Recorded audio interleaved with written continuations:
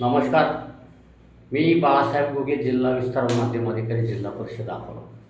आज आपण जाणून घेऊया गर्भाशय मुखाची कर्करोगाची लसीबाबत. कॅन्सर नाव जरी ऐकलं तरी अंगावर काटा येतो.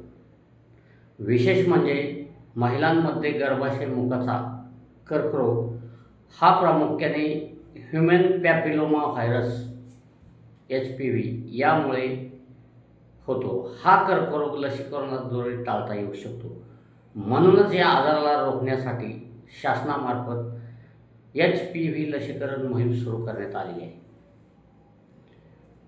या मोहिमेमध्ये आपण 14 वर्ष पूर्ण झालेल्या परंतु 15 वर्ष पूर्ण न झालेल्या मुलींना गार्डसिल 4 ही HPV लस देणार आहोत. या लसीची मात्रा 0.5 मिली प्रमाणात डाव्या दंडातील स्नायूमध्ये दिली जाणार आहे. ही लस जिल्ह्यातील सर्व प्राथमिक आरोग्य केंद्र, ग्रामीण रुग्णालय, उपजिल्हा रुग्णालय, महिला रुग्णालय, जिल्हा रुग्णालय इत्यादी सर्व शासकीय संस्थेमध्ये मोफत दिली जाणार आहे.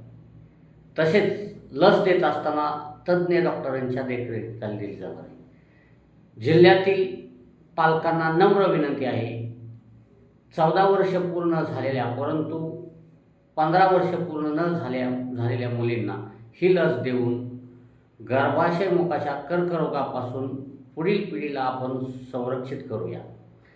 तसेच या HPV लसीकरण मोहिमेबाबत समाज माध्यमांमध्ये चुकीचे मेसेज, गैरसमज, अफवा पसरल्या जात आहेत.